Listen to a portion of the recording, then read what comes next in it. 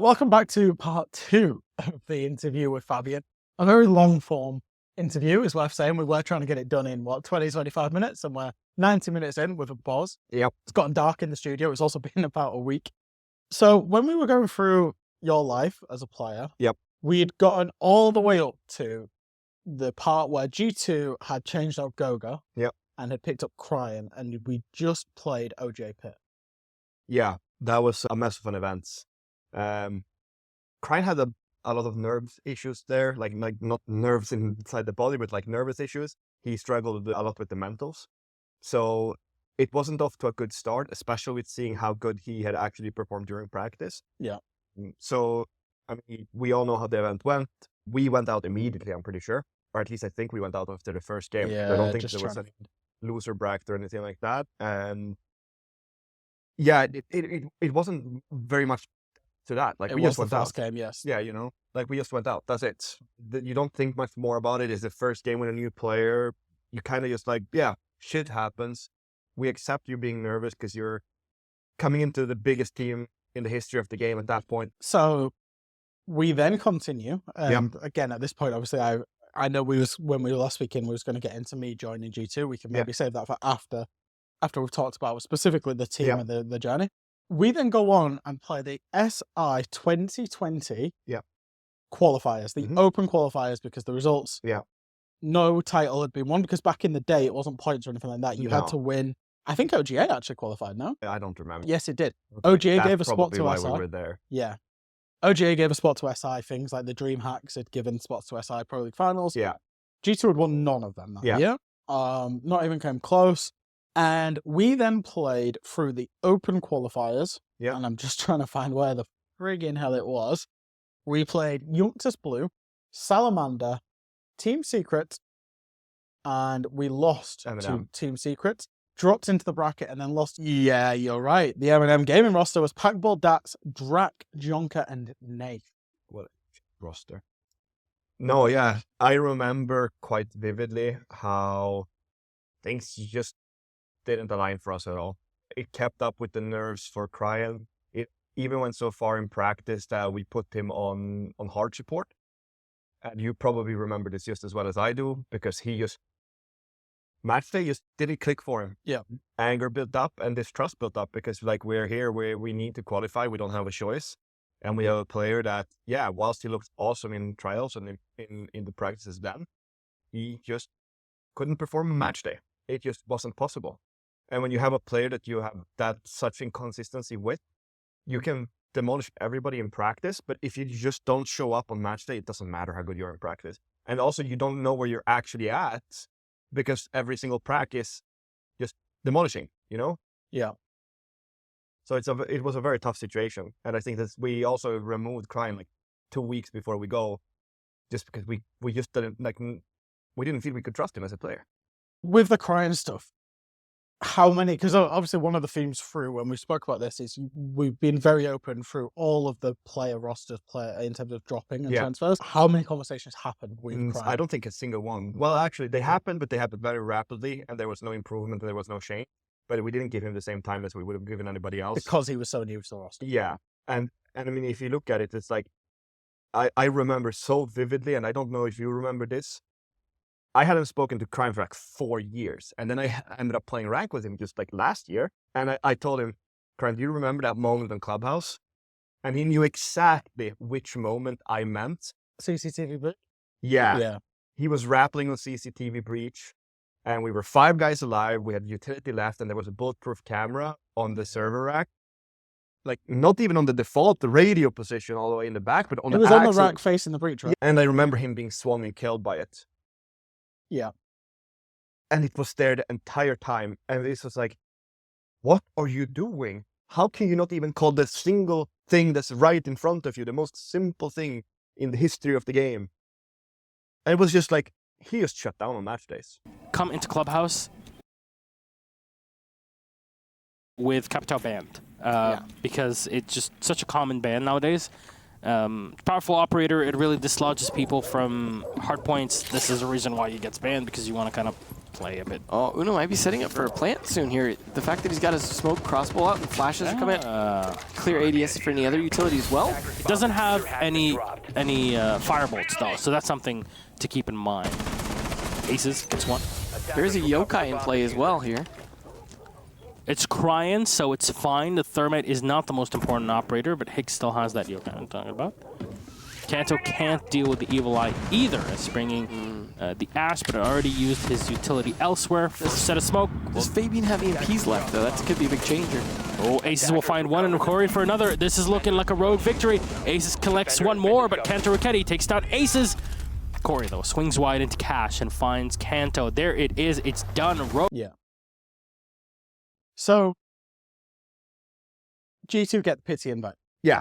We should have never gone. When this was SI 2020, reigning champions, there was one invite slot that was like a wildcard slot that nobody knew what was going to happen with, and it went to G2. Yeah.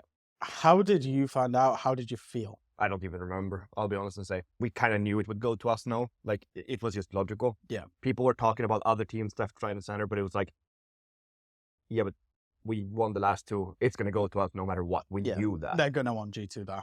Yeah, it wasn't that simple. So we kind of knew we were going to get it. It's not what you want. We didn't want it. But in the end, you'll take it when you get it, you know? Like anyone would have done the same. And I think we are one of the few teams that said we didn't want it, you know? I remember Nick internally being like, no, we don't want it. We shouldn't do this. Yeah, we've not been good enough. No. So I don't even remember how we got to know it. We kind of knew. It was around about Christmas time, if I remember rightly, told. I just maybe even beforehand. Yeah. It was well before the announcement, obviously. Yeah, it was before the announcement. It was just shit happens. We get it. We go there and we do as good as we can. Yeah. And we just didn't have the trust for Cryn to perform it. Was it? Do you think it was the trigger of we do have a 6 Invitational to play? Because actually, if my memory serves me correct, we found out in sometime late December. I want to say it was around Christmas. Cryn then played at least 4 Pro League games. I'm just checking through how many Pro League games he would have played into January with G2. I think maybe even 6. I'm going on all the ESL websites here.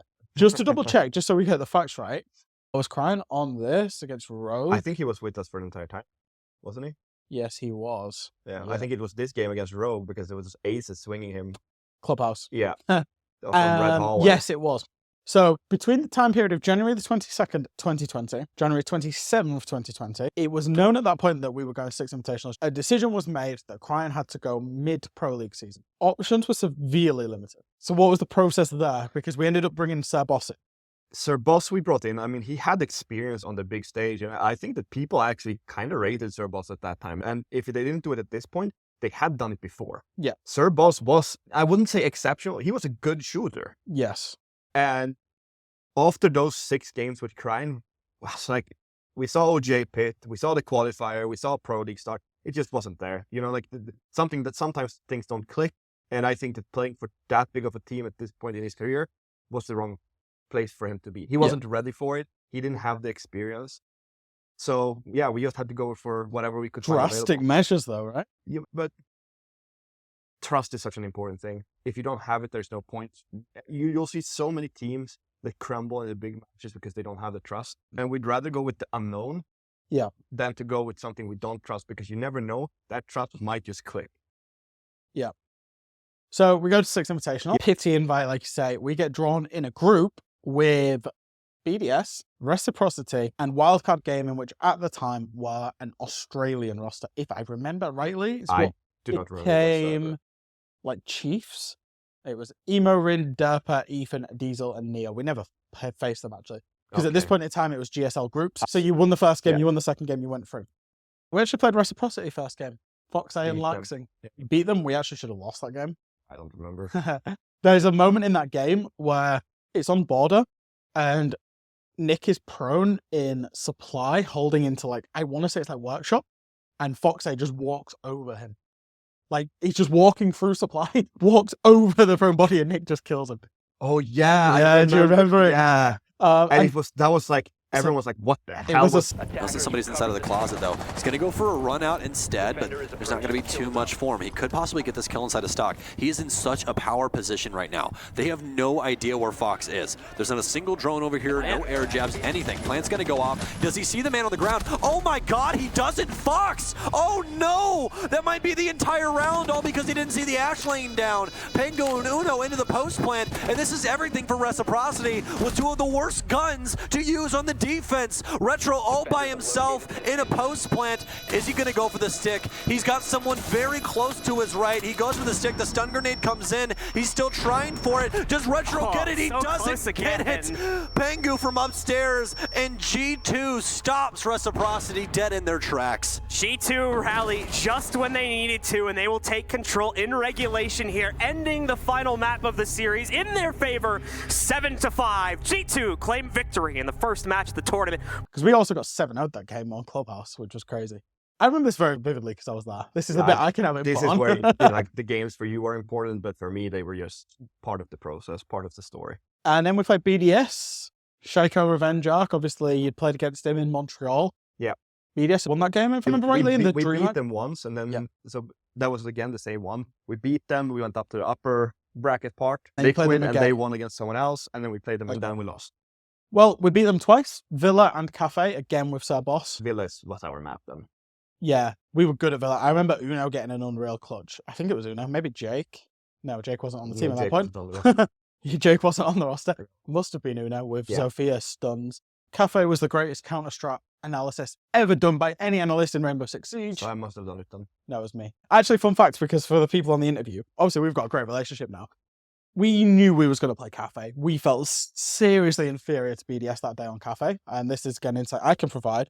At that point in time, breaching was severely limited. It was very hard to attack Cafe. We were approaching what was becoming the 20-second meta, and a Thatcher Maverick ban was very unknown to happen on Cafe. Breaching was extremely hard. We knew BDS would ban Thatcher. So we actually gamed them a little bit. We chose attack. They banned Thatcher, as they always did, because they did a lot of the same things to BDS at that point in time. We banned Maverick, and we knew if we could just see out attacks, we would be fine. Yeah. And this is where some genius analyst named Fresh created a Glaz Monty amazing strategy with Capital. I don't remember. And at this point, nobody played Glaz. It was seen as a massive troll. And I can't remember why the fuck we chose Glaz, but I remember we were all in the hotel room doing prep. Did he have nades then? He must have had nades. That's why. Yeah. I actually do remember it, because that's where you said you wanted glass, and we knew that they were going to play small box in cigar with the shotguns, and I found the nade timing. The perfect jump. Yeah, you bounced the grenade in. I just can't remember why it had to be Glaz. Why couldn't it have been like Sledge or something? Anyway. I don't know. But anyway, I've still got the prep, so I can go back in it. But I remember in the hotel room, because I discussed this with Shas and Sura at the time. Yeah. And then at the point, we then present back to the team, because that's how it worked. We would go through the thoughts and we agreed everything. And I remember we were all in the hotel room, and it was obviously just one bed and a chair.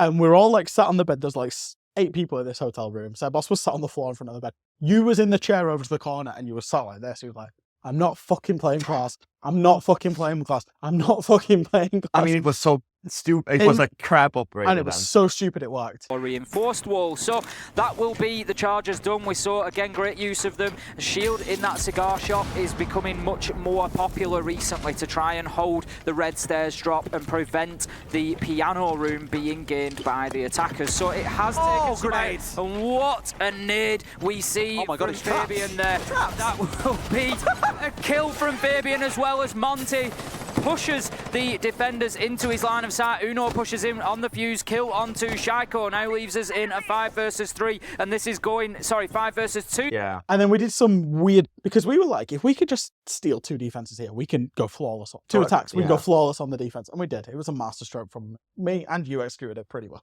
I mean, that nade I was practicing for a long time. Yeah, I had a practice room. It was crazy. We still had bullet holes back then, right? Yes. And I remember how they did it. They always had like a line of bullet holes with SNG 11 on the right side of the wall, from inside the small box. Then they had a shotgun hole on the left and a punch hole in the middle. Yeah, I don't know why we did it with Glass again, but it was great because we had Capital, both the runaways. They'd castled the door. Nick got in the face of the Monty. Yeah. And then Nade comes in. He moves. Boom, boom. Yeah. Guy dies. And then it's just like a 4v1 on the other guy inside a shop. Yeah. It was crazy. Anyway, we then move through to then playing and ultimately losing to both Fnatic, Australian Fnatic. Yeah. They included Jake on that roster. Yep. And then Ninjas in Pajamas. I don't remember NIP at all. Don't remember the Fnatic game very well either. No, I think we played them on Villa and lost it. I think Villa was the deciding. I do remember Sir Boss traveling upside down on coastline. I don't remember which team it was. It was NIP. That was the coastline game. Do you know what's actually Wasn't funny? that round unlosable? And then Yes. we still trolled it? Yes. But it was also, the thing is, right, Sir Boss gets a lot of shit for that. Yeah. Or got a lot of shit at the time. Yeah. And there's nobody still tweeting about that 5 years on. But you and Nick also really trolled that round. I have no Yeah, it's like a recollection at all. 4v1 or a 4v2 or something. And you and Nick have like a perfect crossfire and it just goes to shit. Like Nick just waddles through a rotate. I can't remember what you do. Like, I'll go and find this round because I like just talking about I the have no micro clue. there. Yeah. We have seen so many teams be able to win these rounds all because of the diffuser going down. A push, a nice kill from Kamikaze, shotgun out, he will relocate, he doesn't know where they are. Inside of the lobby, there's the buck, 2 for Kamikaze, it's Sir Boss in a 1v1, but Kamikaze only has 1 HP, not much time left. He'll be isolated as the smoke goes out. Kamikaze can't play against this. The smoke will last long enough. You can't go through it. Frustration as diffuser going down from Sir Boss. He might try to get out alive and he will do just that. G2 have what they need in this round. Still 2 smokes for Sir Boss if he wants to use them. He'll go on upside down rappel, and this is an angle that will almost assuredly net a kill against Kamikaze. Brutally challenging, if all but impossible, for the smoke to be able to land.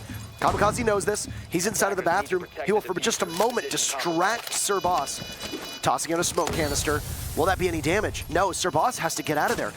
He'll need to reaggress. Down goes a flash. Pushed off is the smoke at the door. Anyway, the border as well.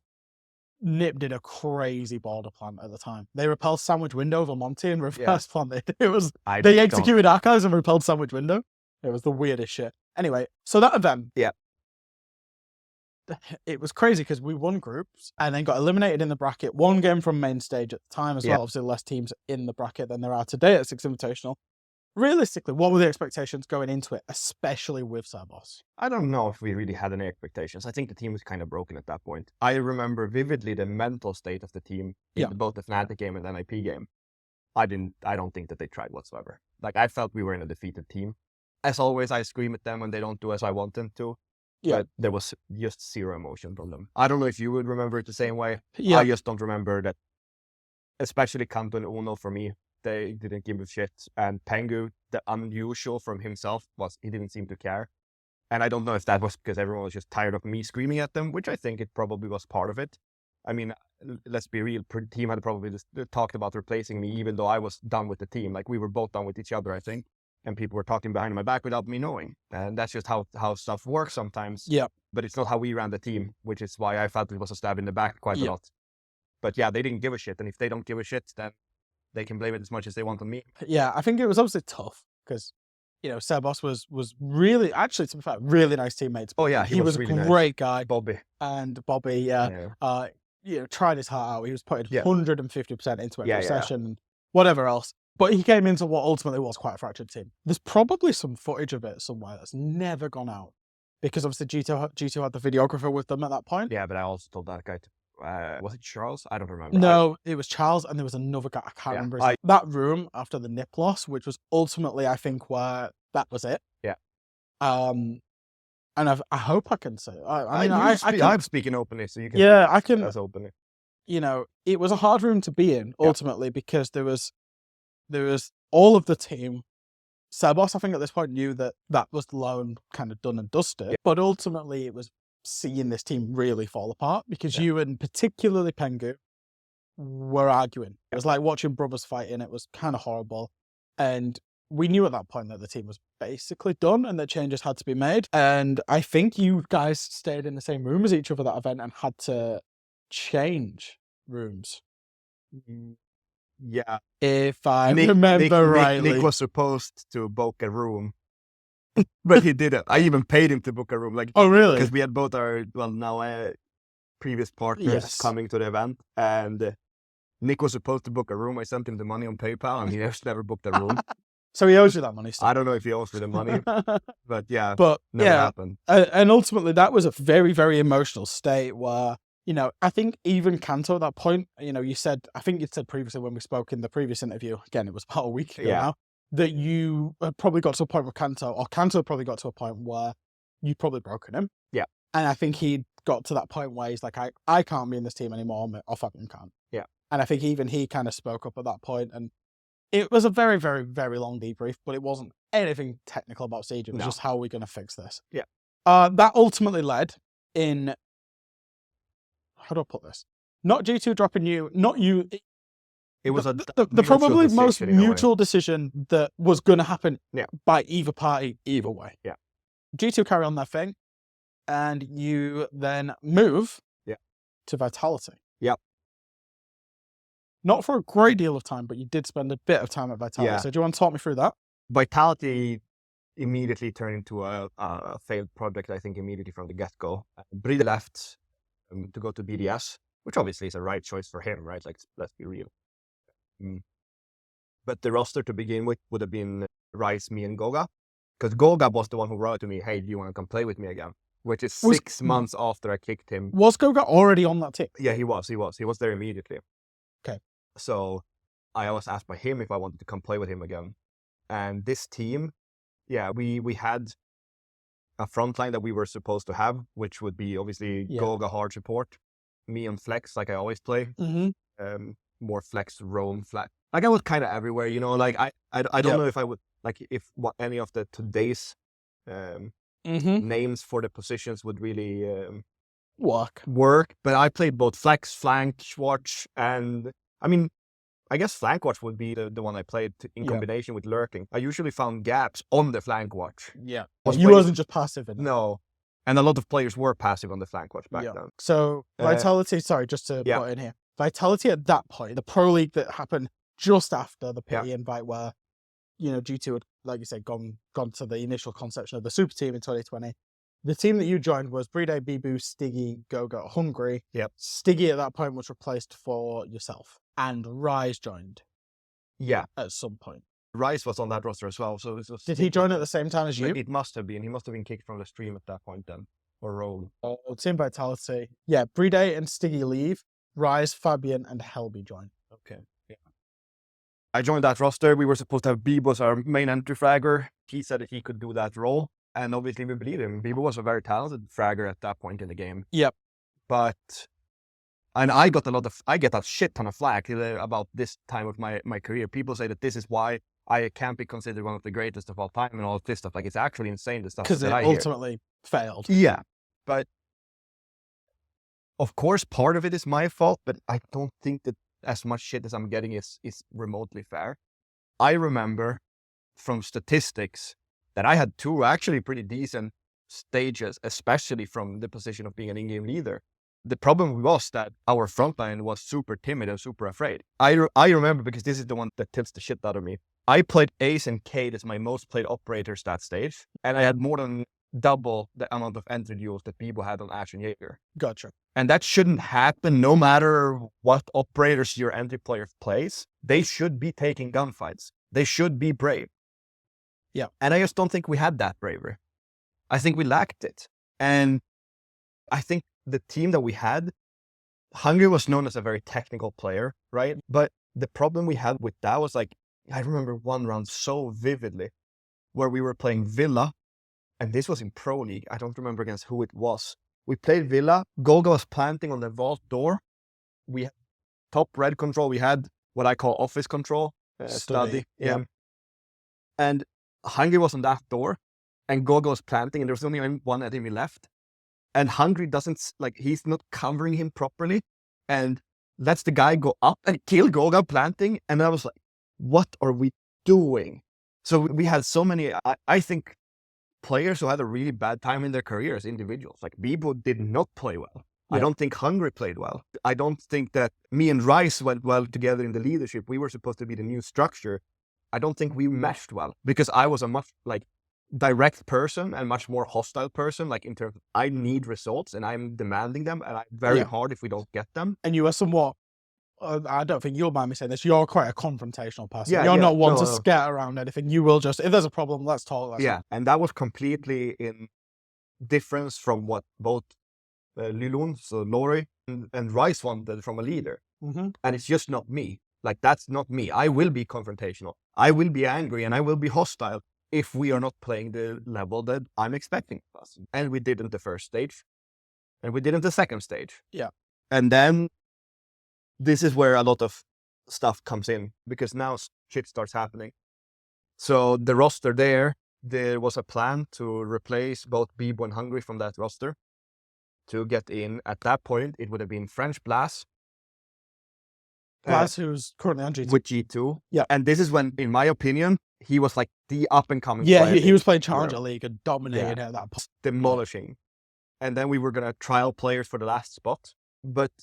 And there was an agreement here that was what was going to happen. But then I remember I get a call from Lori to come to TeamSpeak, and they said, yeah, that's not the plan anymore. Rice has changed his mind, and he wants to do something with Bibo instead. So Hungry was out no matter what. And then it was up to me and Goga to build a core that would, in a way, like, this is the weirdest shit I've ever done as a player. Because there was one English-speaking roster, there was one French-speaking roster that was supposed to compete for the spot for Vitality. Yeah. But I don't think that this was fairly done. Okay. Because what happened here was that me and Goga had to build a roster. Goga basically handed over the reins to me. Mm-hmm. And we trialed a few players. Blas was with us every single practice from day one, because I knew that guy I want in my roster. So French Blas was going to be on the English-speaking roster. Yes. Ultimately, never joined the French roster. Okay. Yeah. That was the plan. And then we trialed a few different players. The end result was Blas, Deepak, Astro, the English Astro. You was taking what at that point would have been, I can't remember who they played for. Lowland Lions. Lowland Lions, Diffuse Kids. Yes.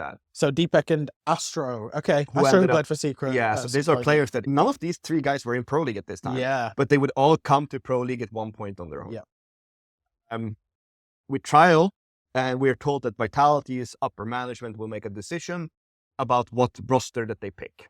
And we are kind of competing against the French roster. Did you ever trial the two rosters, just out of interest? Did you ever trial the two rosters against each other? I don't remember. Okay. Mm. That would be very interesting. Yeah. Play the best of 5 in scrims then- for a spot. This is where I get really, really frustrated, because I was told that there was going to be an upper management meeting later during this day where they will make the decision on what side of the roster they're picking. Yeah. And Lilo was going to be there and Halby was going to be there for that meeting together with upper management. The same morning, as we're heading into our last trial practice, actually, we'll go back one more day. The day before, I sit and speak to Lori, and she tells me that Blas is not the profile that Vitality as an organization is looking for. Right. Yet she allowed me, because she was involved in all the trials, she allowed me to trial Blas every single day. If that wasn't the profile that they were looking for, why was that allowed to begin with? Do you think that she just found out that information from, who knows? I don't know. It doesn't matter to me. It's a long time ago now, yeah. But why wouldn't he be the profile that they're looking for? A young French guy that's come up and coming. It doesn't make Especially on an international roster, he's the one they could sell, yeah. It makes I get zero it. sense. So the next day we're heading in for the last practice, and it was Astro and Deepak and Blas, me and Goga. Yeah. And that morning I get the text message from upper management saying that they have chosen the French roster. Gotcha. But you guys were supposed to have the meeting later that night. Ah, okay. So for me, it's like, what the fuck is going on? Yeah. It didn't make any sense. Yeah. And this then led to us canceling that practice, clearly. We're not going to go into that knowing we're not going to be the ones chosen. And one of the reasons that the French roster would be picked, and this was told to me, that if they don't have a full 5 French lineup, they will not be playing together. They will be us that they pick because we have the English-speaking roster. Right. And they don't have 5 French players. Okay. Because they were supposed to merge with, I think it was Temper at that time. Yes. But that fell through. Okay. So Vitality took from what we were trialing, me and Goga, they took Deepak and Astro from us and put them with the French guys. which doesn't make any sense because they were supposed to be a French-speaking roster. Why are you doing this? So just so I've got the facts straight. 2 rosters, one international speaking, English speaking, one completely French speaking that was supposed to be train hard, merged into what was the French core, Vitality, Rise and Hungary. And Rise and Bibu, sorry. They then tell you on the English speaking side, we're not picking you, we're picking the other roster. And then that roster, they move 2 of your players that you've been trialing into to create a kind of a hybrid and English-speaking roster. Again. That ultimately never became, No, right? it never happened. But that would have been, what, Deepak, Astro, Hungary. I keep Deepak, saying Hungary. Astro, Bibo, Rise, and I don't remember. +1. Yeah, okay. And the crazy part here is that they strung along Deepak and Astro for a long time. Eventually, they never got signed. But we're talking about like 3-4 weeks of stringing them Astro along. actually had a few instances of this as well. Yeah. But he was strung along with like different teams. Told he was going to get signed. He just never was. Okay. And then eventually, I mean, they did end up with a French roster, but that's how my playing time with Vitality ended.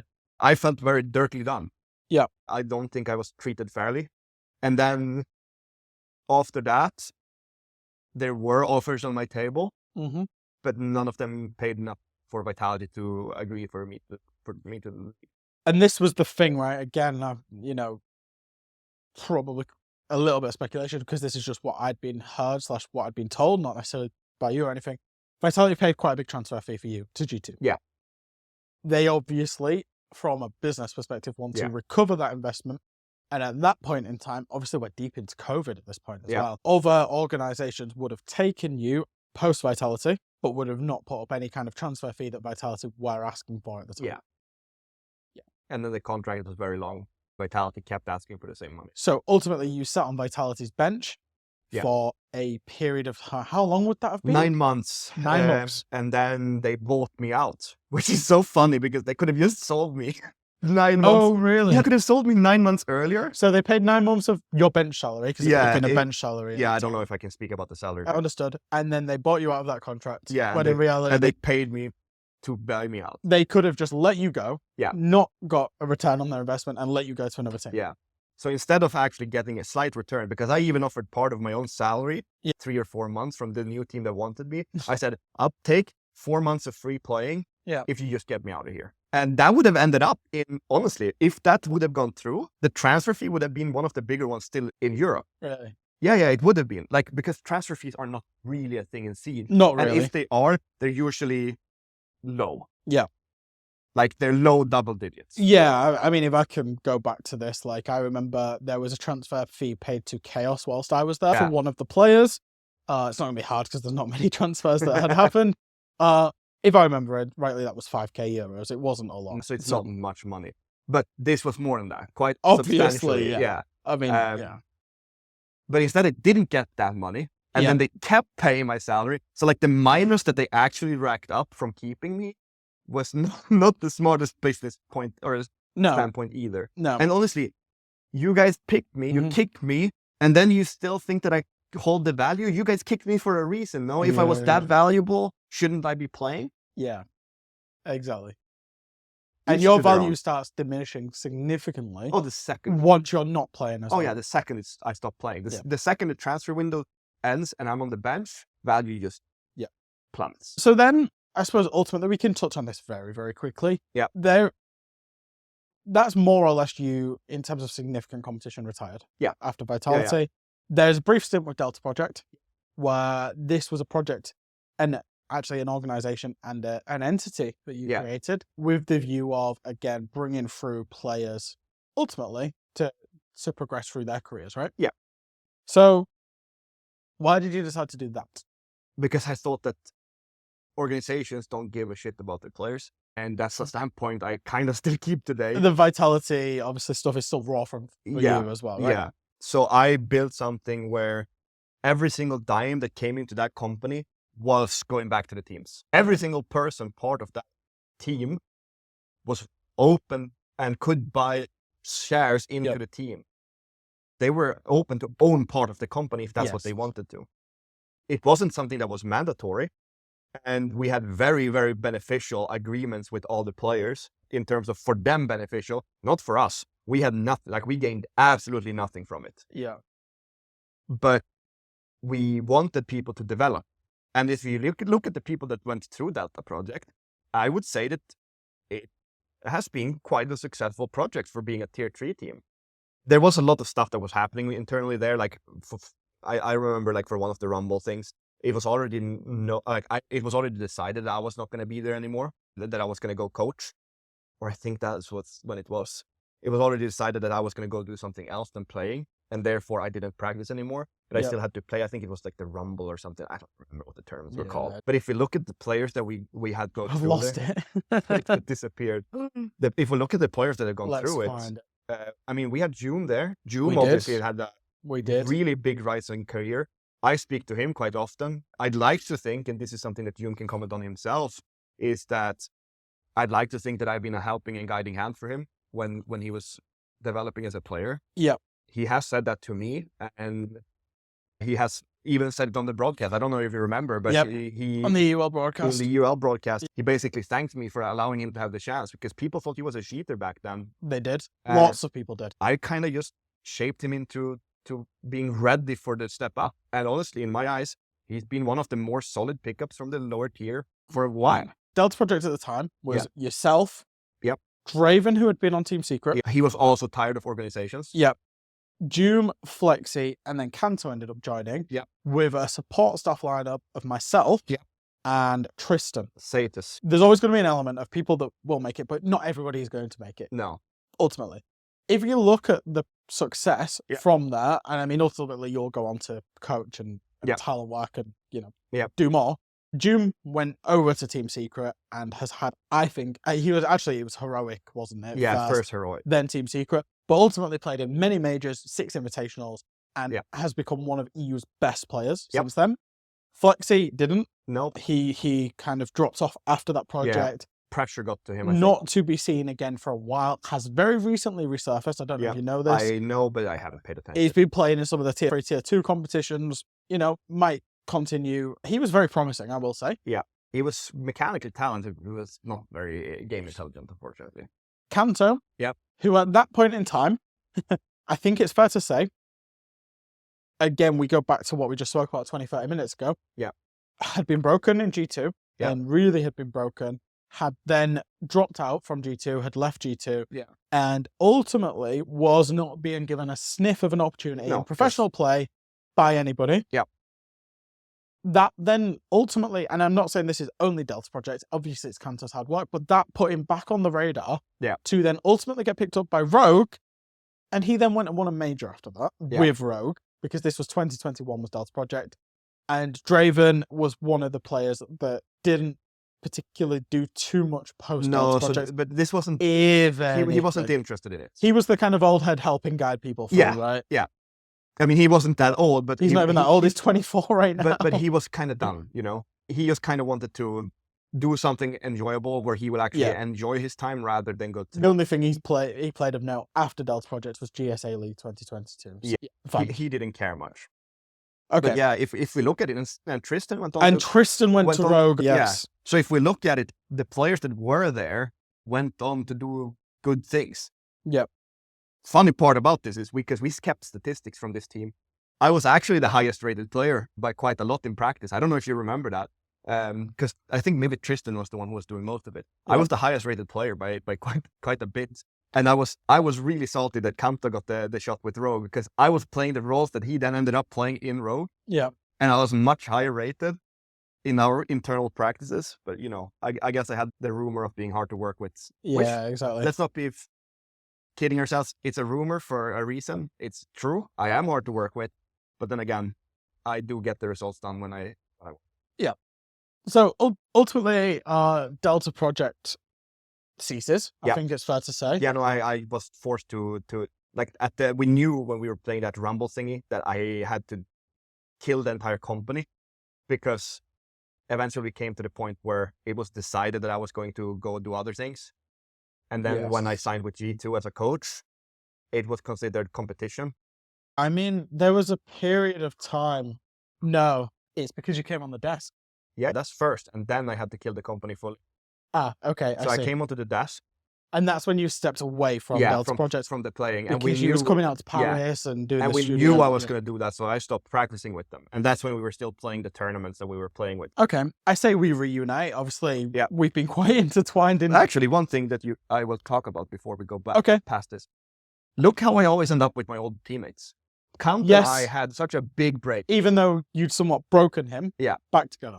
And also with Goga, I full on enforced that. It was me or it was him because he broke internal rules. Yeah.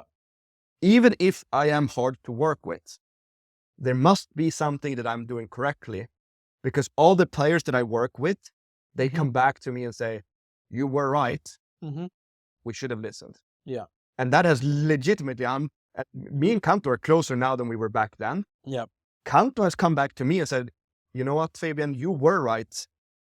We should have never split parts back in G2, but I couldn't handle it. At the time. Cryn has said to me that time that he spent with me in G2 and with us in G2 was one of the most developmental, strong periods for him as a player. He knew how much shit he had to put up with if he wasn't performing. So he understood that, I have to start performing or I'm going to be not getting anywhere. That's what he said to me. And it just goes to show, I've had another player come and talk to me after G2 as a coach too, but we'll maybe get there later. He also said that you are right in what you're saying, but it's not everyone that wants to follow what is right because sometimes they want to enjoy themselves more. Yeah. So there is something correct, even if I'm hard to work with. But they always come back. They always find a way back into my arms. They always do. They always do. And I think that speaks to itself, right? Is that you're not hiding who you are as a personality, or that you can be difficult to work with, and you can be. Yeah. But at the same time, it's because you want the best results. Yeah. And it's because your demands and your expectations are that high. So playing side is now done. You are retired. This is where I come in a little bit, because you join the EUL APAC North broadcast talent team. What a time to be alive. In 2022, stage 1, off the back of Jess leaving the desk. Yeah. How was that? I needed a job. You needed money. No, it's not even about that. I wanted to do something different. And obviously having a job that actually pays something is good. But and that's part of the reason for why I took it. Yeah. But also, I think that you and I have always had a good friendship.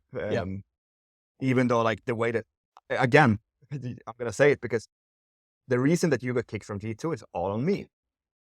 And we will get back to that later. I think it's a good conversation to have because I think that, again, I just upheld the values and the rules of our team internally. I mean, we can get into it now if you want. I think maybe it fits now. It fits that playing side of it now. Yeah, right? because we're at the end of it. So maybe it's good that you introduce how you got onto the team, because I think that conversation needs to be had first, because this was behind basically every player's back. None of the players knew you were coming. Yeah.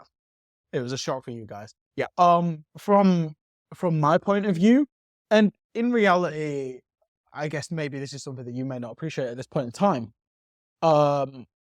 I was working for tier 1 teams. Obviously, and again, people might not realize this, there are lots of support staff that somewhat freelance for tier 1 teams, especially around the time of events when they're big tournaments where it needs a lot of prep. You will just outsource some of it to some support staff. Yeah.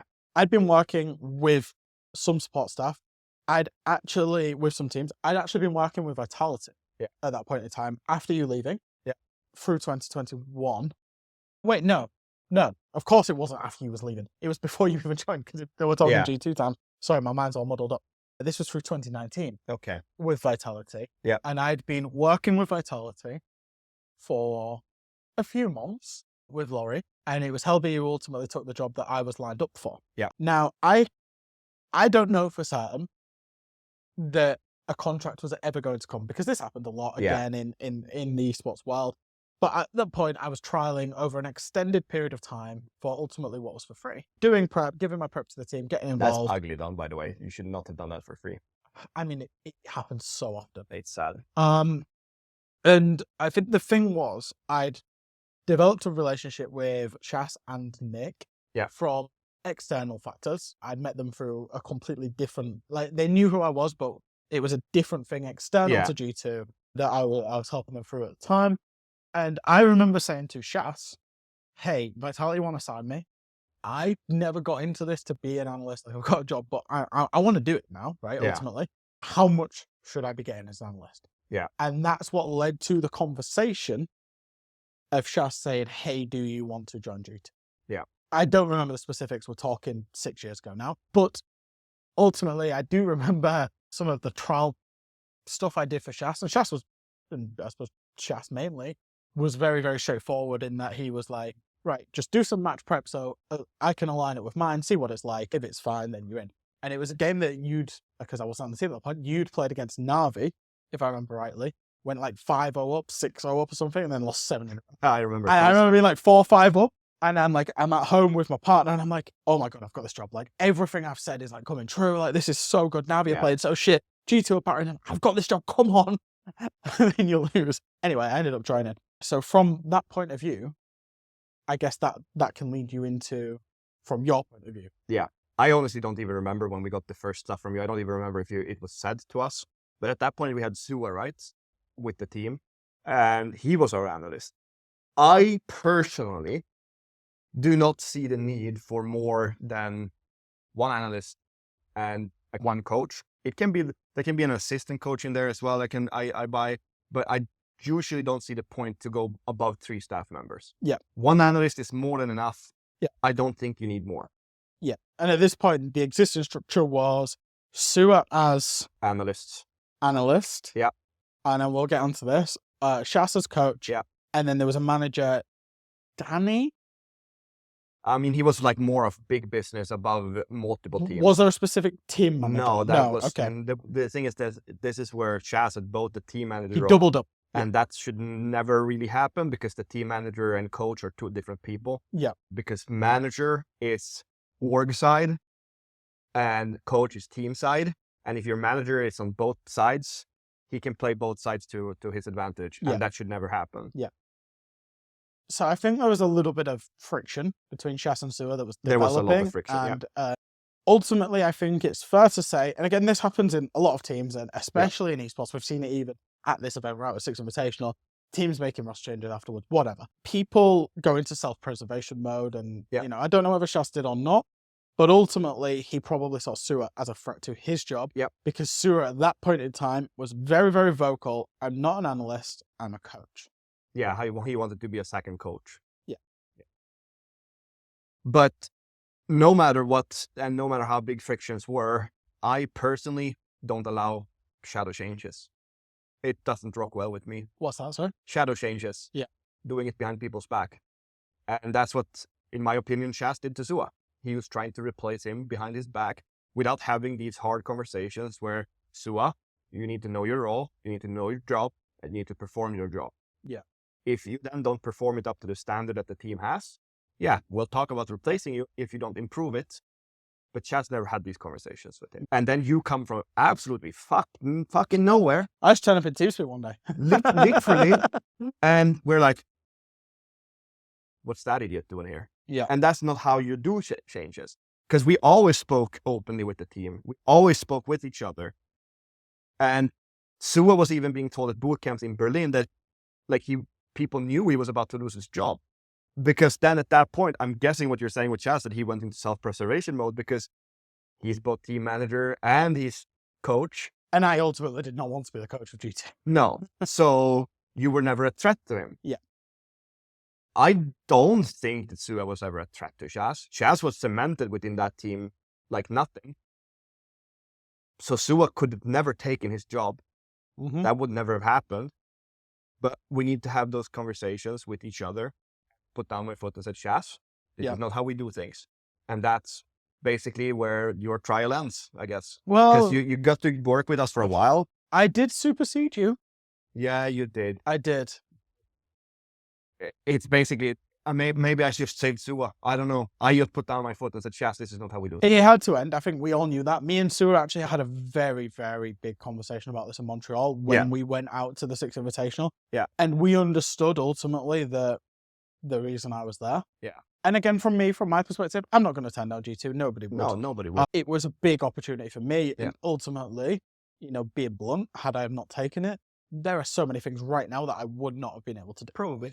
So it was a big opportunity, and yeah, just to close that out for me, post SI 2020, you left. Yeah. Who else left at that point in time? It was just me and Sir Boss. Because Sir Boss... Yeah, there was already a gap. Yeah. Yeah. Citizen and Virtue joined. Yeah. They all then went to the facility in Berlin, including Sura and Shas. I didn't, and I got quite isolated from that team. And I don't mind saying this, had a bit of an ego, and combine that with, at the time, a terrible work ethic as a global pandemic was kicking off. Yeah. And regardless of, we knew it couldn't carry on, the two of us. Yeah. Sura was in there in person with Shas. I wasn't, and I was not performing in my role, and I was rightly kicked from G2 at that point in time. That was the biggest wake-up call I've ever had on work ethic. So that was me joining G2. I think, yeah, obviously I'm eternally grateful for the opportunities afforded to me because of that. Yeah. It was a tricky situation, and I think that situation that's just been described, fundamentally is another string to the bow that shows that whole project at that point in time was just fragmented. It was cracked. There was the team was gone. Yeah, what I think there is like we only really had one leadership figure straight up there, which was me.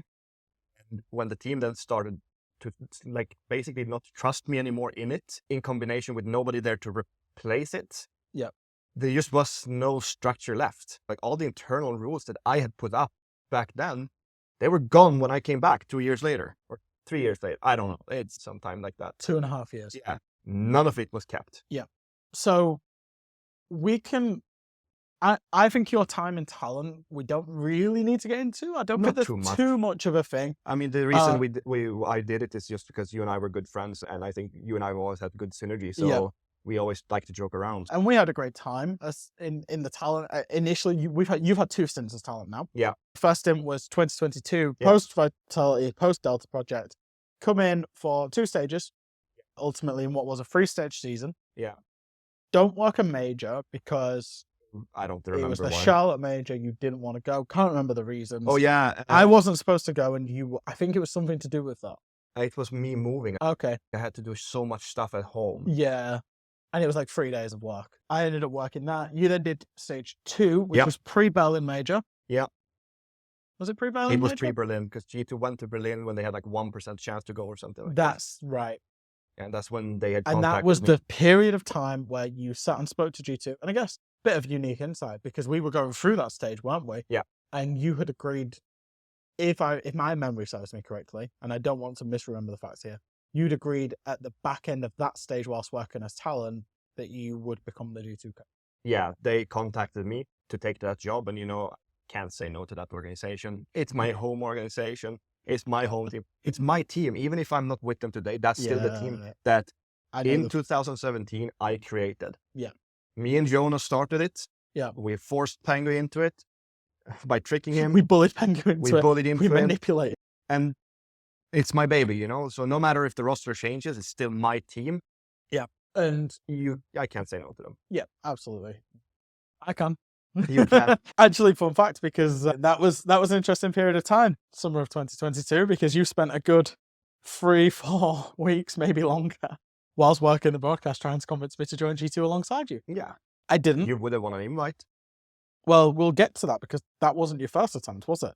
At trying to convince me. But it was the I'm joining G2, you're coming with me, and it never transpired. No. Okay, so first stint of Talent, somewhat uneventful.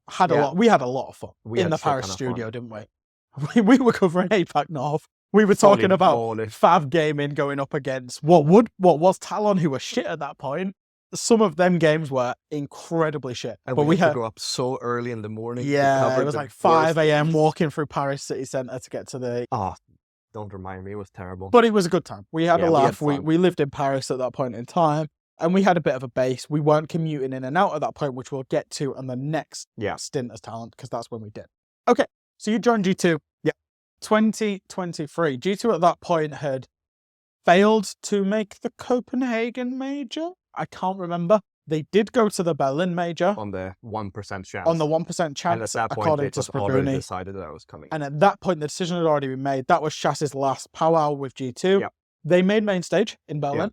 They lost to Rogue, who ultimately won that event. And you take the reins after that for what is ultimately stage 3 of that season and the finals were your first stage of G2. Yeah. You finished 7th. Did we? I don't know if that was the stage or the league. I think it was the stage. And you don't make the Jönköping major? Yes, you don't make the Jönköping major. Yes, you finished 7th that stage. 4 wins, 5 losses. Was that part of this team? I don't remember this part. Team was Citizen, Virtue, Alamau, Doki, and Oh, yeah. Okay. So this is actually, apart from Citizen, Yeah. who got replaced by Benja, this was the team that won this SI. was But this very massive team. the stage, which would have been your first stage as a coach, Yeah. G2 struggled.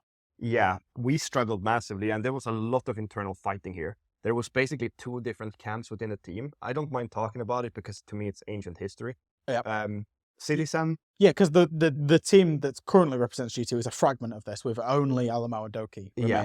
So Citizen had the leadership role here. He was the in-game leader and the captain, and he just did not get along well with either Alamau and Doki, and they felt very, very suppressed by him. Like they couldn't speak their mind.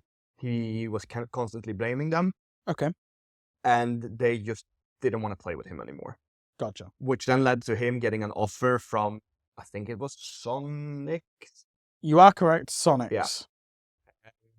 Yeah. And we kind of just said, yeah, go for it. Yes, because this was ahead of 6 Invitational 2023. Yeah. Yes. We didn't mind him leaving because it was like both Alamau and Doki were saying that they can take over the role for him and that like they can cover the calling, which at that point I was very doubtful of, because when I was working with them for those 3 months, they weren't talking much. They weren't very innovative. They didn't come up with ideas. But that kind of goes along with the idea of what they were telling me, that they felt suppressed. They couldn't come with these things because they weren't allowed to do it. And this is when you come in, you are the new guy there. You can't really see it because you don't know how deep it goes, you know? Yeah. You only see the top layer of things. So I wanted to get Blast at that point because Blast was known to be a French Plus? Yeah. he knew how to speak. Which is poetic that he's now on G2. I mean, it's super funny, right? I wanted to work with him twice and it never went. And then he goes there when I go there away from there. But yeah, he knew how to talk. I didn't see Alamau and Doki covering up for him because they weren't talking enough. And also Benny was available. Hindsight, he was definitely the right choice in Benny. I don't think that my logic was wrong, but in the end, obviously, why it was wrong, I can admit that. Like, we should have always gone for Benya. In my eyes, having worked with Benya for that time, Benya is, in my eyes, the most professional player I've ever worked with. He's the guy that wants absolute most out of everyone, and he holds an extremely high standard on other people. He's just not very vocal about it. Just from my point of view, I did a podcast episode with Call Out and Fultz, and we spoke specifically about Benja because I said at the time his personality, because he's not vocal, you don't necessarily think he's like that, but he has slotted into their culture extremely well on SSG, and I'm not surprised because, you know, when you're saying things like that, I'm not surprised. I tried to buy into PSG Talon. Yeah.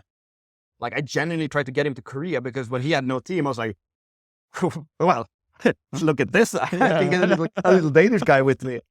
So, just on that as well, and I don't mind adding a bit of flavour to this. I don't know if you was aware at the time, but there was a couple of teams in for Benja. Yeah. G2 ended up, I don't know what his preferences were. G2 ended up getting him. Yeah. But what was Rogue/Koi, can't remember what the hell they were called at that point, were in for him as well. For them, that was a big fumble.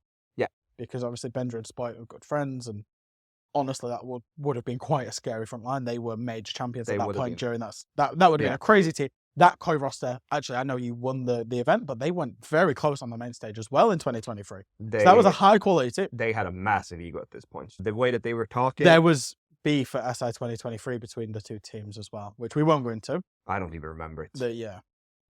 Oh yeah, I do remember it. I do remember it. I've got some unique insight from this, and again, this is not me just kind of stroking my own ego, but at the same time, you approached me ahead of 6. So the timeline here is you've had a shit stage in 2022. I had no analyst with me at that point. You've had a shit stage. You've ended up removing Citizen, and you're in for Benja, and you wanted an analyst alongside you. You approached me, and at the same time, I was also approached by the Rogue/Koi roster. Yeah. To join them ahead of Six Invitational 2023 and also after. Yeah. And now you shadow work for them, which nobody knows. But I don't shadow work for them at all. Me neither. Fuck's sake. But yeah, and I think, yeah, like ultimately, they fumbled getting out on Benja, and both you and Koi fumbled getting out on me. In the end, you ended up getting Titan. So talk to me about picking up Titan. I think Titan... Because I couldn't get agree terms with G2. Yeah. I think Titan is quite the obvious choice. Like, people would sleep on him, I think, quite a lot, but he's a very, very hardworking guy, and he knows how to use the statistical sheets and all of the analysis stuff. I think he understands the game very well. Incredibly intelligent about the game. Yeah. Well, we saw that one with Gambling Gladiators. I feel like I'm just going to leak loads of stuff, but there's so many factors on that game. Yeah. You will know them. Maybe I do, maybe I don't. I'm not letting you from Titan under the bus. Titan. Because I've got to stay with him next week. Titan. Can I say why I'm staying with him? Sure, go on. I've got to stay with him next week at your wedding. Yeah. So congratulations on that. Thank you. And I can't have him watching this thinking I've allowed you to throw him under the bus. No, so Titan. Gaming Gladiators was not solely Titan's responsibility. Solely on him. As the head coach, is the ultimate responsible for anything that goes wrong. Dear. Okay. And yeah, they've sucked, and it's all Titan's fault. Okay. Yeah. So you pick up Titan. He's intelligent. He's great in the sheets. Yeah, not so much game-wise, but obviously that shows with the Gambling Gladiators. But yeah, no, Titan was an obvious choice. I think that people were underestimating him from his stint with Team Secret, because he kind of went from like analyst, like second analyst, and then he just like everyone else above him got kicked, and eventually he was the head coach of Secret. And he inherited it. And then he started... But you'll know this just coming into this as support staff. Yeah. Support staff are obviously impactful, but if something is fundamentally flawed in your team, it doesn't matter in the playing stuff, no. Doesn't matter who you are. And we spoke at this, and again, I'll encourage people to go and watch it. The episode that you did about PSG Talon in the middle of Six Invitational kind of speaks to that as well. I mean... And that's what Titan was experiencing with Secret, and in a way has experienced with Gaming Gladiators. Yeah, that's a conversation you can have with him. I just think he sucks. I will have it with him in Poland next week. Yeah.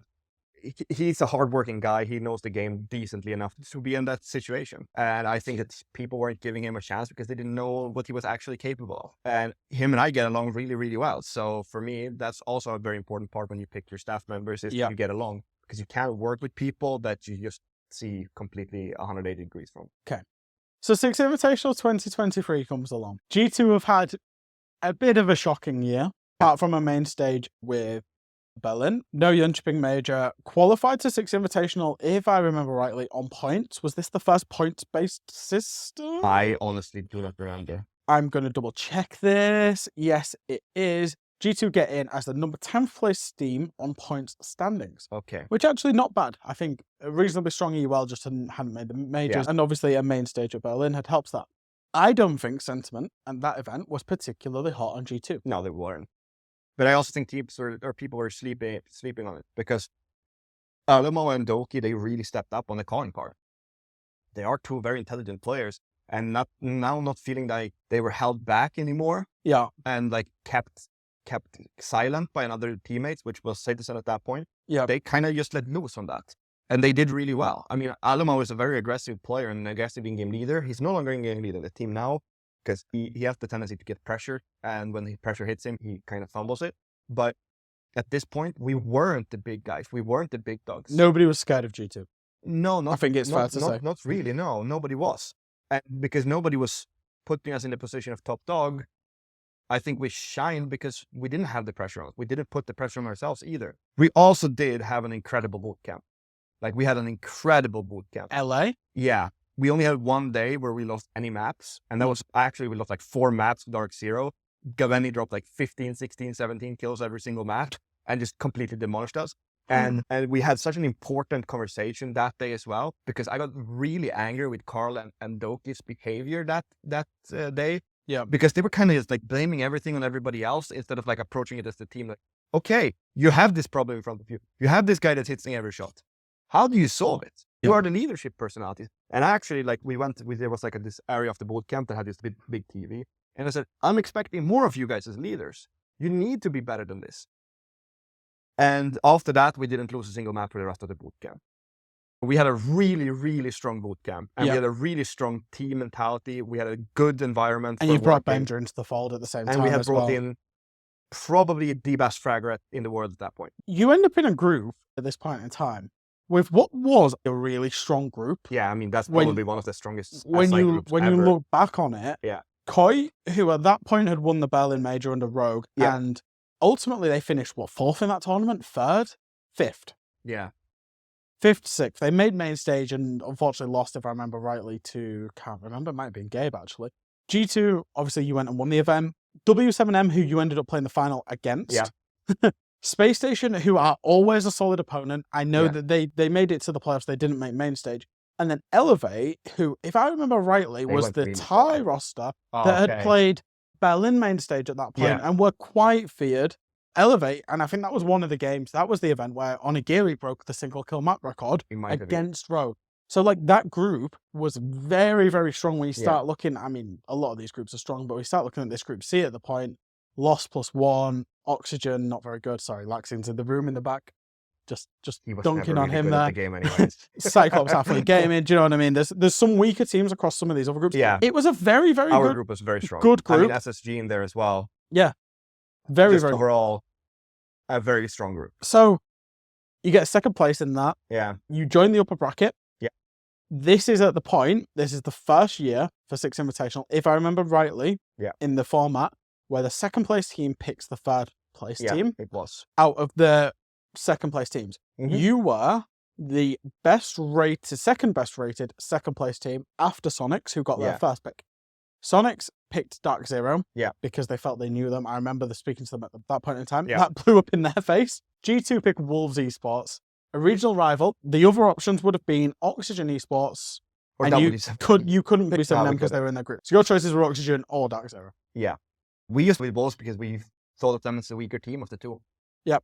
You lost to them. Yep. I remember there's a very iconic moment. I remember B-Boo, and he was very emotionally charged at that event. You might never remember this, but after they lose, he stands up and he stands and he screams and he goes, "You pick me! You pick me!" Like that, in a big Pringlish accent. We did pick them. And you did pick them and you did lose to them. Yep.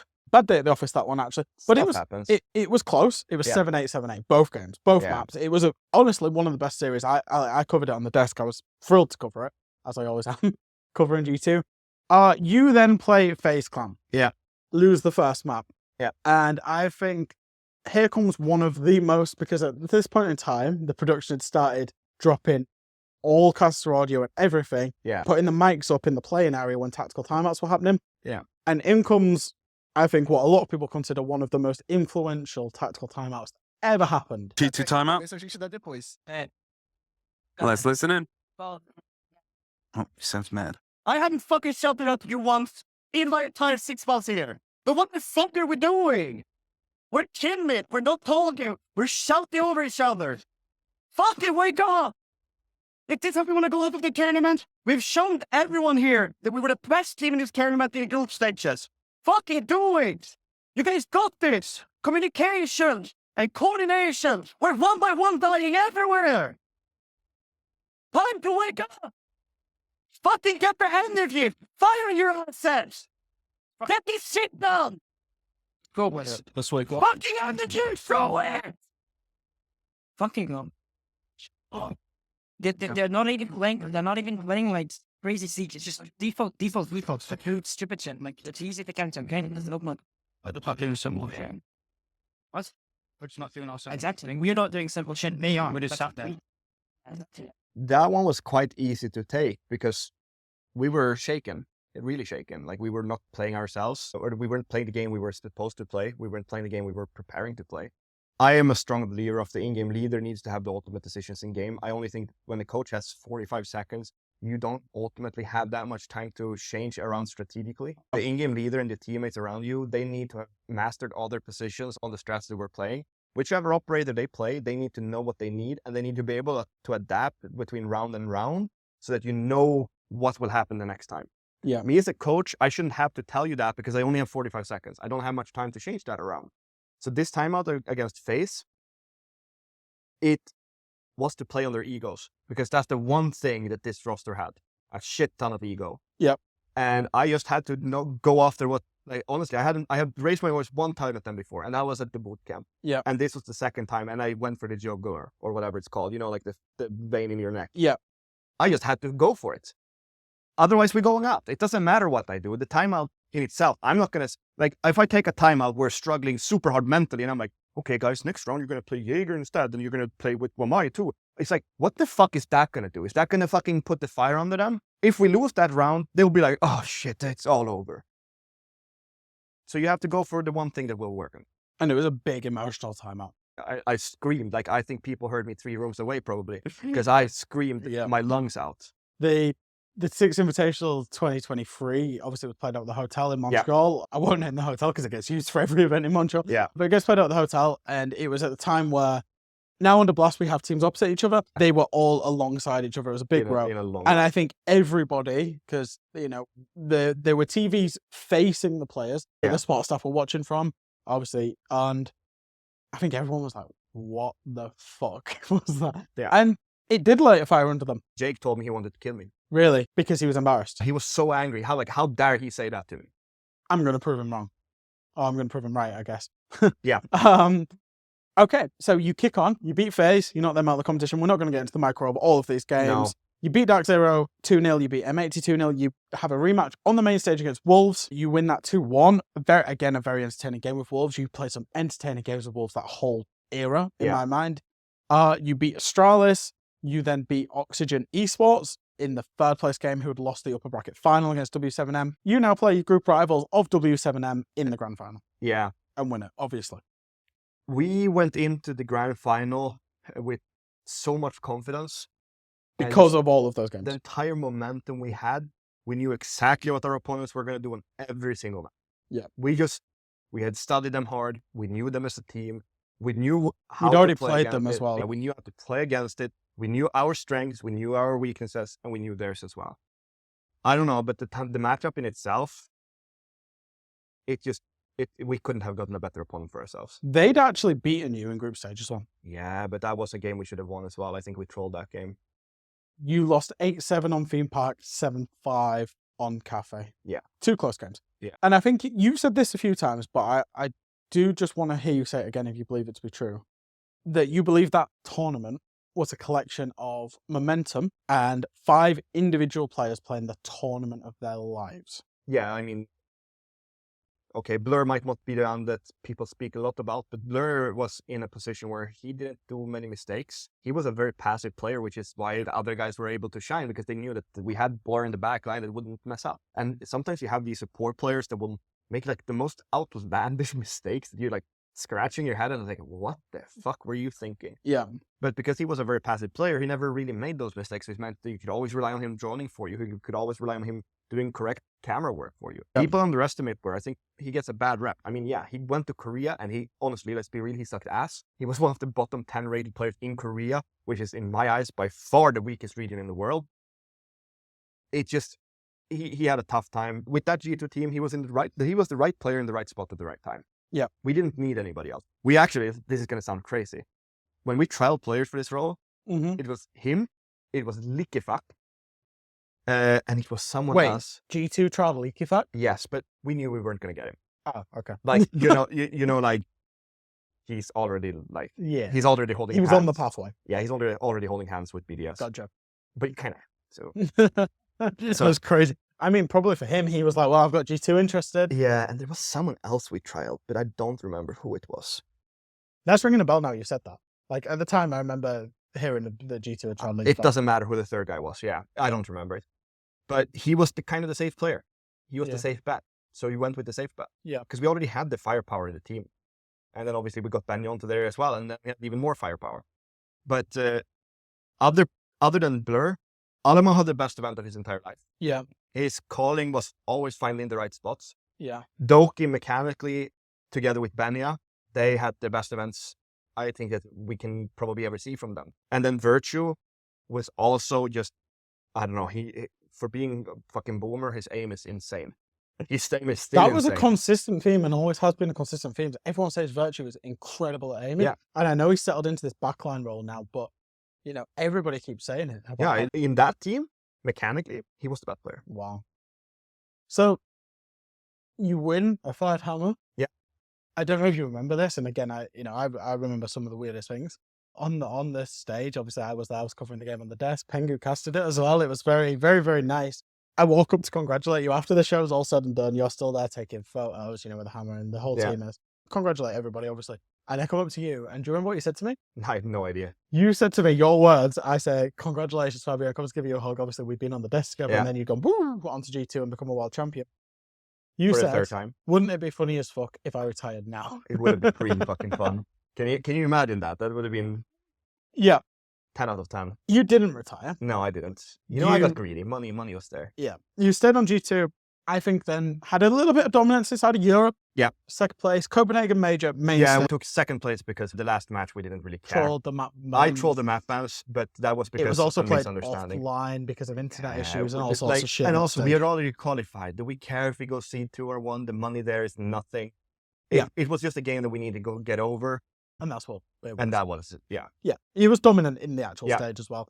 Copenhagen Major comes around now. I'm not going to dig too much into detail on the Copenhagen Major. I'm aware this is going to be like a 4-hour-long interview if we keep getting into detail.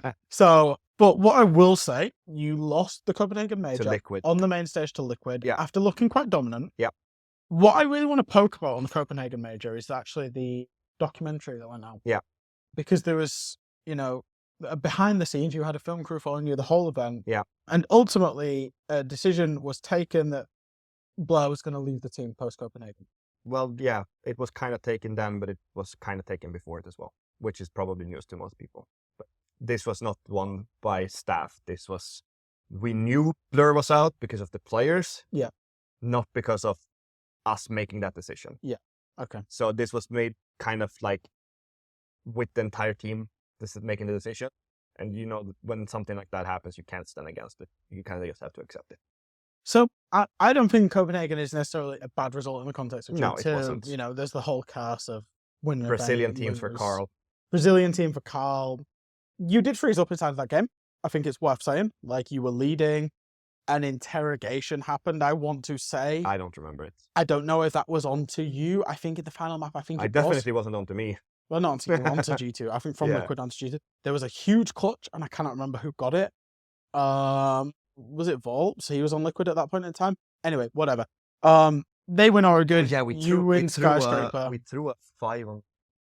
Yeah, or a 5-on-1 on that Skyscraper. Forbes was the MVP, so I'm going to assume it was him. And yeah, look, I don't think a bad result. It was Kyle against Brazilians. Kick on from there. Yeah. And again, you're coming to the end of your time as coach of G2 here. This is the bit that I want to get into and probably will close out the interview with. There's two bits. There's one, the decision, and you've talked about the decision to remove Blur, the decision to pick up Gemini, who then attended Gamers 8 with G2. If I remember rightly, he was invited. I don't remember. I'm going to double check that just so we got the facts. I think we were. Because Gamers 8 at this point wasn't Esports World Cup. It was pretty much invite. There was lots of teams invited. Yes, invited teams. G2, Oxygen, W7M, Team Falcons, and then there was qualifiers. So you pick up Gemini ahead of the event. Yep. And you have I think it's fair to say, an atrocious tournament. Yeah. You lose 2-1 to M80, who would ultimately contest the final, to be fair to them. And then lost 2-0 to Falcons. That would prove to then be the last event you attend with G2, but also the last event for Gemini, who was kicked very swiftly afterwards. Yeah. And I don't know if you was involved in that or not. That one I was involved in as well. I think everyone in the team was involved in that. So the pickup and kicking of Gemini will come on to, and then we'll come on to you leaving G2. So pickup was fairly straightforward. We were trying only 2 players, Sleben and Gemini. You didn't go with the superpower player? No, we did not. We had a fear that Doki wanted Sleben for friendship reasons. Okay. Because Sleben's girlfriend is best friend with Doki's girlfriend. I see. And Sleben hadn't played for a long time at high level. He still hasn't done it since then. I think he played in Mana League. But let's be real, the lower tier Mana League teams are not great. And we were just afraid that we were just adding on another guy that would be a friendship roster. Gotcha. So not everybody was in agreement. This was basically a 50-50, where in the end, it leans slightly more to Gemini. Mm-hmm.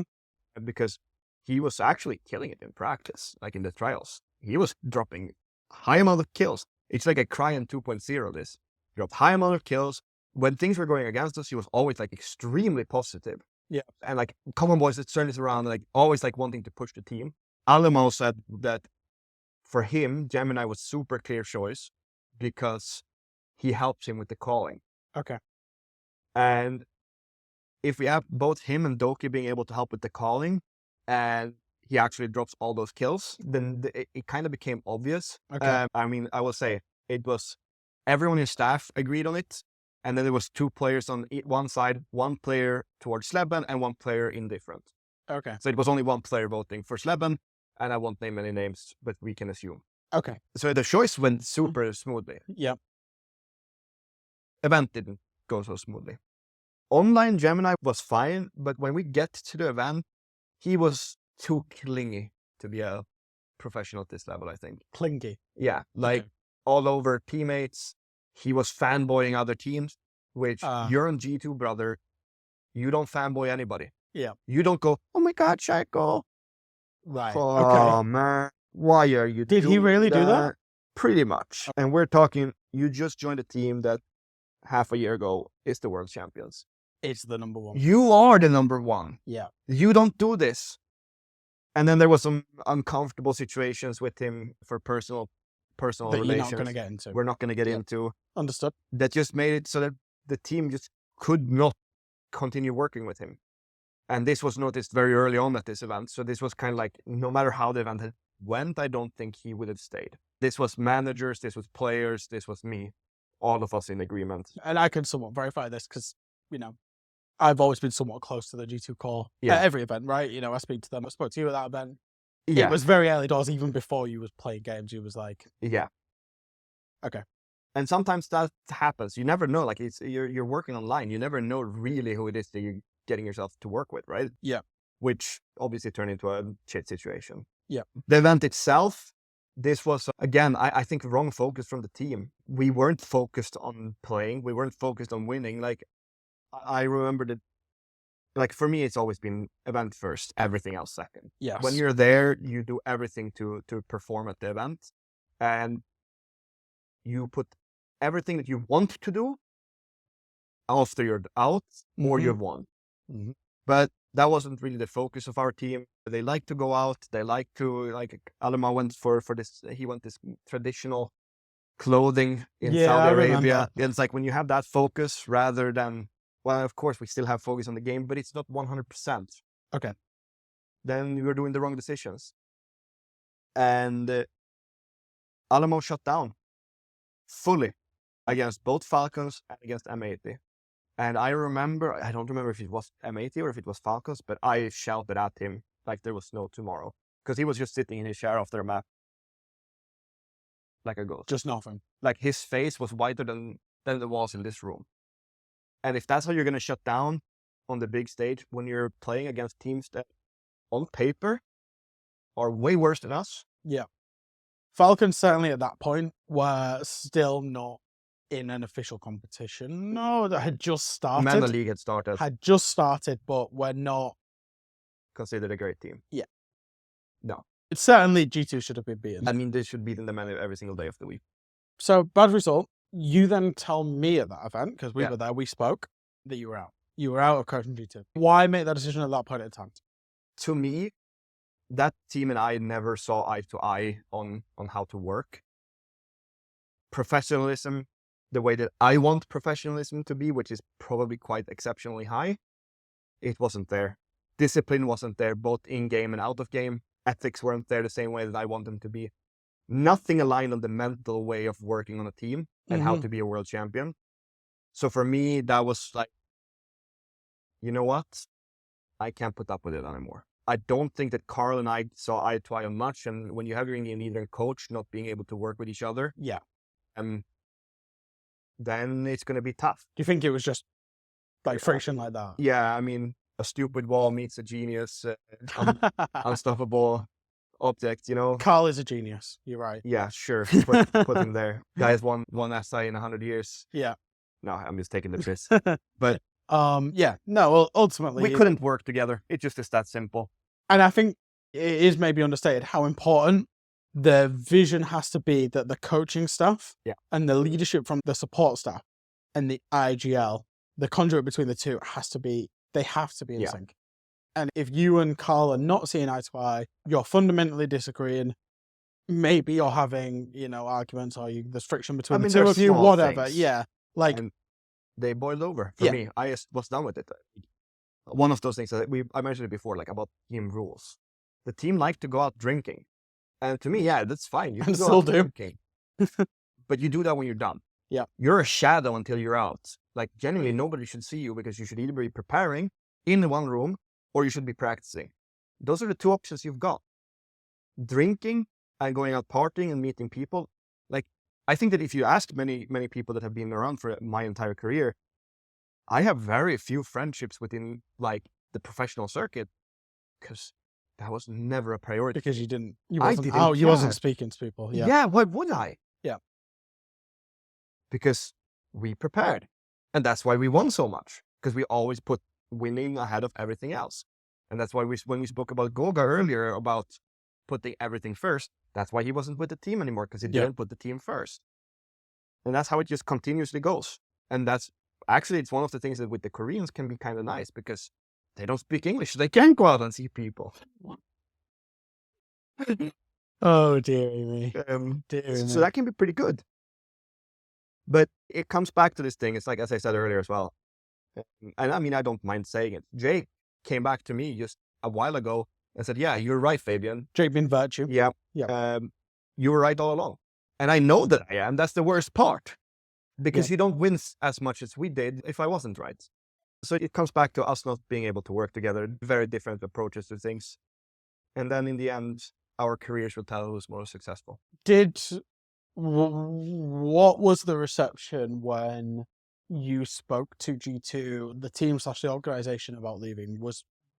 Did they do anything to try and keep you, or was it understood that this probably had to happen? G2 wanted to keep me. Yeah. The team, like, again, Carl was the leader of this team. In my eyes, there was a very heavy friendship-based after this. Okay. Doki and Virtue and Alemao were a very close-knit circle, and they decided what happens here and what doesn't. Yeah.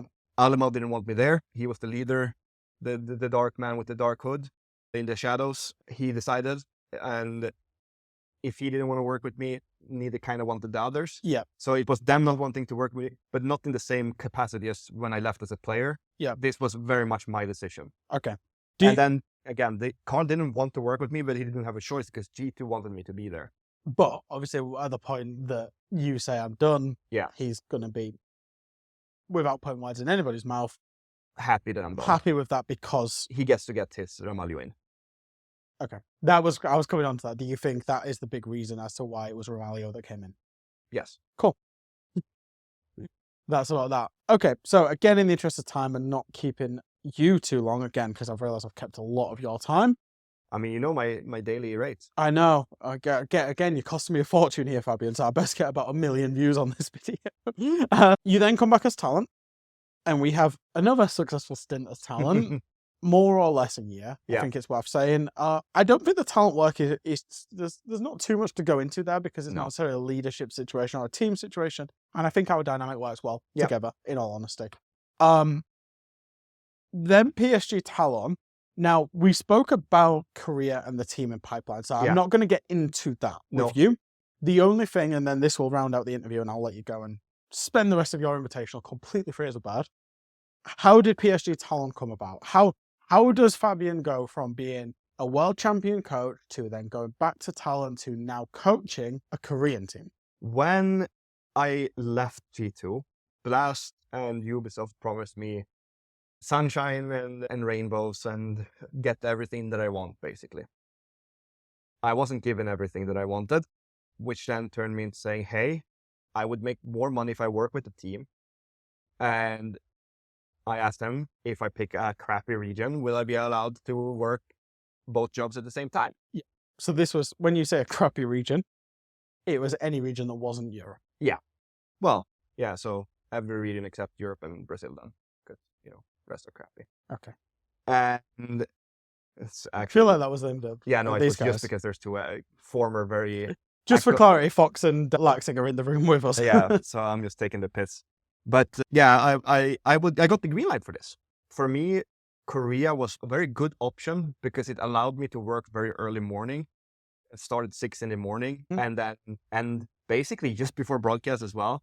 Usually most days I would end the work with Talon to just go straight to the broadcast in the beginning. I was allowed to do this one stage. Yes. And after that stage, well, so how I came there was basically that it made sense. Money-wise made sense, work hours made sense. Yeah. And I get to do a project where I'm in a position where I can actually make a difference to a much bigger extent. I wanted to develop the region more, but I realized now that is impossible. There's no developing Korea. You develop what you have, but there's no depth here. There's no growing. I mean, the player pool is a kiddie pool depth. And again, we've spoken at depth about the pipeline issues in Korea.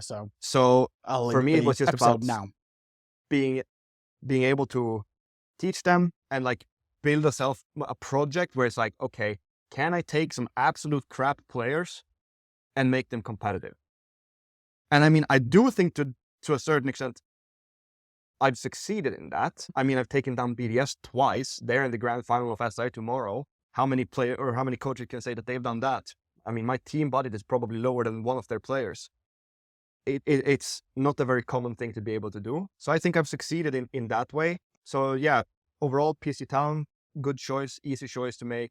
Who approached who?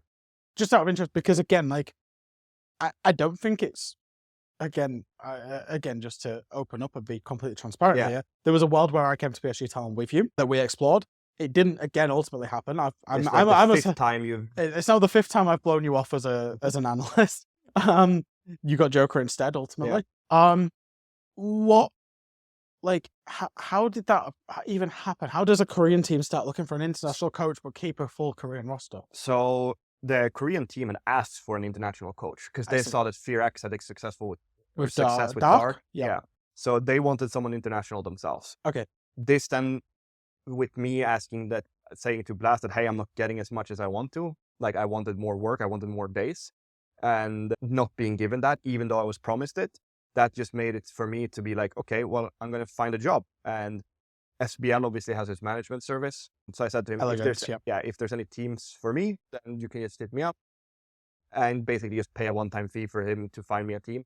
Okay. And he found me this team because they were looking for an international coach, and the offer made sense for me. So that's how simple it was. I just went to the guy that knows everything, and the guy that knows everything, he put me up.